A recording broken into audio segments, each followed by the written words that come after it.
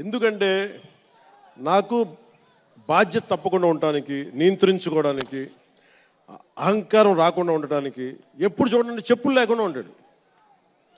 అంటే నాకే అనిపిస్తుంది, నేనే కనీసం నేను వేసుకునే చెప్పులు కూడా వదిలేడానికి ఇబ్బంది పడతాను అప్పుడప్పుడు.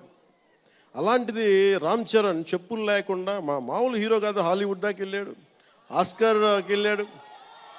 అక్కడికి వెళ్ళి ఎంత గుండె ధైర్యం అంటే, నేను చెప్పులు వేసుకుంటాను, అవసరమైతే మంచి సూటు బూట్ వేసుకుని తయారవుతాడు, లేదంటే అయ్యప్ప స్వామి మాలేసుకుని కనిపిస్తూ ఉంటాడు.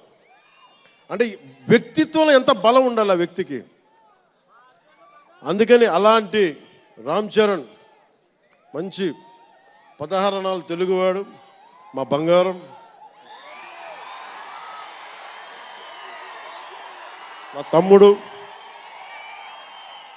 ఒక తల్లికి పుట్టకపోయినా కానీ నా తమ్ముడు. ఎప్పుడు ఎదిగే కొద్దీ ఒదిగుండేవాడు.